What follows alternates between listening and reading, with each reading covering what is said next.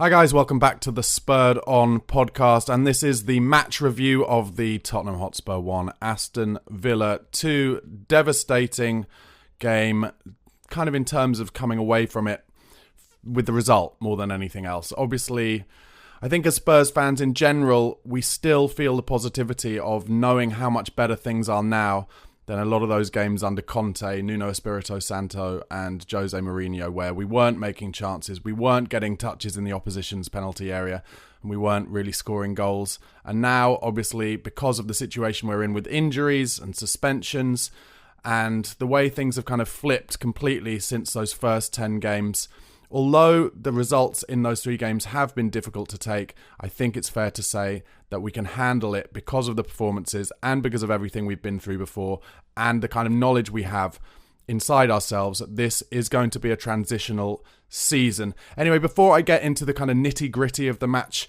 review, please, guys, if you are listening on a podcast platform, please do come over to YouTube. I'm at youtube.com/@BarnabySlater_. That's where my daily Spurred On podcast content is to see. And vice versa, if you're one of the viewers on YouTube, thank you so much for watching. Please do me a favor, come over to Spotify or Apple Podcasts, Google Podcasts, wherever you listen to your podcasts, and give us a follow or a subscribe. Really helps me to make that daily content for you guys and keep it going. And also gives you the chance to listen to this a bit earlier, because I often release the podcast earlier in the day, whereas the YouTube episode will go up around 5 p.m. every single weekday. Anyway, guys, let's get into it. Obviously, it was a big game anyway, and a big day anyway for Tottenham Hotspur Football Club, but that became even more prescient when a couple of hours before kickoff it was announced that our former manager and former manager of England, Terry Venables, had passed away. Terry Venables was manager at Spurs, I think, from like 87, 88 through to 1992. Very formative years for me. It really kind of brought us back into the good times. Obviously, we'd had David Pleat in 87 taking us to the cup final, and Clive Allen scored those 50 goals under David Pleat and Chris Waddle and everything. And we had been good, but Venables kind of took us on to another level, took us back to winning trophies with that FA Cup win in 1991. He was a real kind of coach before his time. Everybody who's talked about him has said what a kind of modern, forward-thinking manager he was. He did brilliantly, obviously, at Crystal Palace and QPR before going to Barcelona, getting to a European Cup final there and winning trophies for them. Then Spurs winning the FA Cup, as I mentioned, and then on to England, where he was so close to taking us to a European Championship final in 1996. From there, he went on to manage the Australian national team and have roles with Brian Robson at Middlesbrough. He also took on Leeds, I remember, for a time when they were under Peter Ridsdale and absolutely spending money that they didn't have, and he kind of had to come in and pick up the pieces and wasn't able to. But a tremendous coach, an amazing character, bit of a wide boy, had a club, Scribes West in London. Lots of amazing stories from ex-pros about stuff that Terry Venables said and did with them. And just a real part of Tottenham Hotspur history in those times where we had the likes of Paul Gascoigne, Gary Lineker, Eric Torsvet, my keeping hero of the time. So rest in peace, Terry Venables. Big kind of love and respect to his family and close friends, and a big loss to Tottenham Hotspur Football Club. Anyway, on to the Villa game. I think, as I talked about in my preview, and a lot of people were saying, who are fans of Spurs and fans of Villa, actually, it was going to be an open game, and so it proved. At times it felt like basketball, end to end. It felt like the game kind of, you know how you're watching a football match and at 60 minutes it tends to open up because fatigue starts to set in, and maybe it's been so long since they remembered, the players remembered what they were supposed to be doing tactically at the start, that it can get a little bit loose and frenetic. That was the case from the start in this game, I have to say. I want to start by getting straight into like the first few minutes. We made those unbelievable chances. Udogie's one-on-one, which kind of just sat up and he didn't get over and put it over the bar. And then Decky cutting inside and hitting the post from some lovely football. It felt to me exactly like that Chelsea first 10 minutes. First 15, 20 minutes. We were absolutely all over them, playing some lovely stuff. And I was actually doing the watch-along on We Are Tottenham TV. If you don't follow We Are Tottenham TV, make sure you do. I'm going to be doing a fair few of their watch-alongs over the next month or so. I was on there and I was talking about it. I was saying, exactly like I did in that Chelsea first 15 minutes, I think we need to score 2. Like, we did get our first, obviously, great goal from Lo Celso. Great strike, his second great strike in 2 games. This one got a good deflection for us. But I felt at one, we needed to get another because especially with the injuries we've got at the back, we were always liable to concede. And so it proved. We just needed to be a bit more clinical. I think we needed those chances actually to fall to Sonny, if anything. He is our kind of elite finisher, and that was proven later in the game where he scored, but it was disallowed. Obviously, we then also had the other chance, which I think was given offside anyway, but where I think it was Brennan Johnson on the right, cut it back to Sonny. It was just a bit behind him, and he put it over the bar. But it just shows we are playing brilliant football going forward. We are seriously dangerous to even the best teams around going forward, but we are being crippled by those injuries. Should say, I got a lot of Aston Villa fans in my comments last week saying that they've had injuries too. Absolutely. You miss Tyrone Mings. Of course you do. You've had injuries. I think you had one of your centre-halves come back yesterday, which is good for you. But I don't think many clubs at the moment have got kind of the 10 or 11 injuries and suspensions that Spurs are having to deal with. And I would say in terms of positivity for Tottenham fans, look, Jurgen Klopp suffered a similar thing a couple of years ago at Liverpool, and even Liverpool, who had won the Champions League, they'd won the league, they struggled to make it into the top 4 when they had that many injuries crippling their squad. The reality was they needed their goalkeeper, Alisson, to score a goal at West Brom from a corner to get them into that top 4 that season. So a squad as kind of not deep as Spurs is, and so early in Postecoglou's project where there are so many players who aren't yet his players, it's not going to be easy for us to beat top 6 teams at home or Wolves away in these kind of games, and especially Man City away coming up. So we've got to think about that.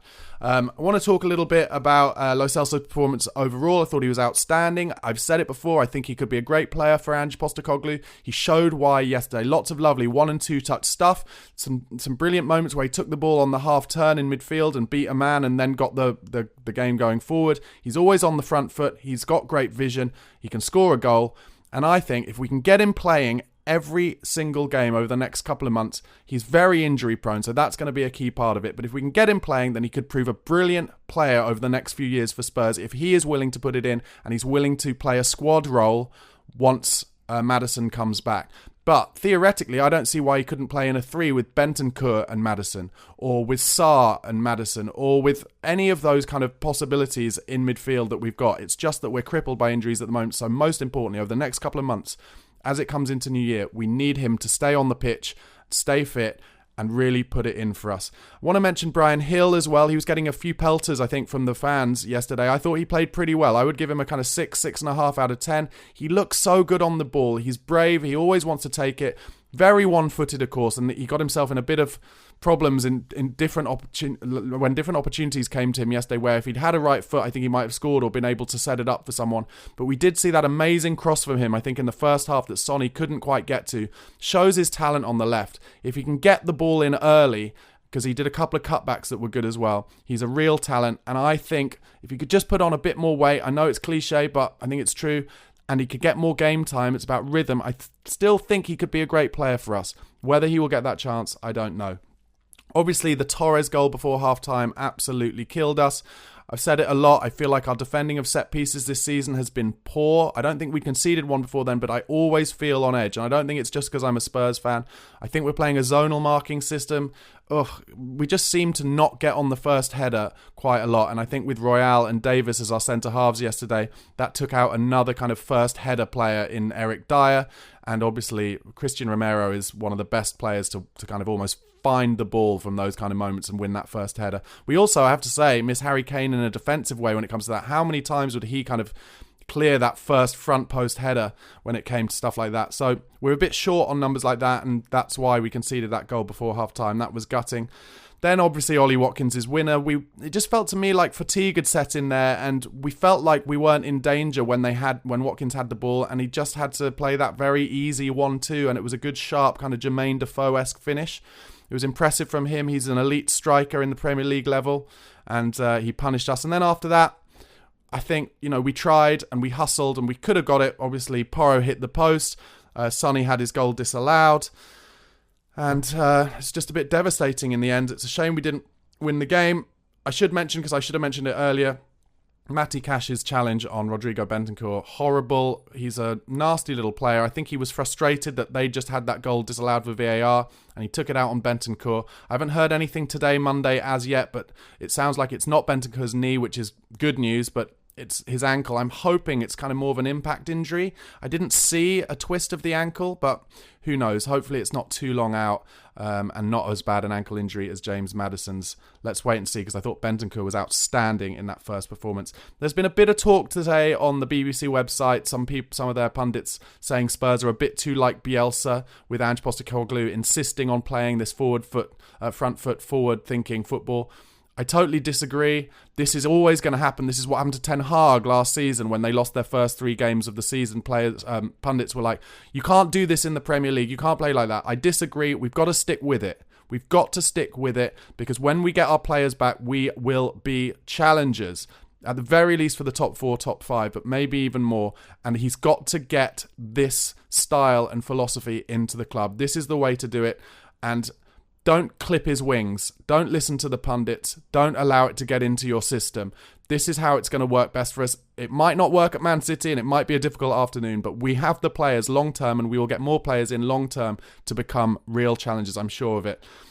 Before I finish, City game coming up, as I mentioned. Will he play Royal again or will he play Dyer? I think maybe he might play Dyer this time. What do you guys think? Let me know in the comments. I know Dyer's not a fan favourite, but Royal looked a bit iffy on the ball and isn't good in the air, and we're going to need...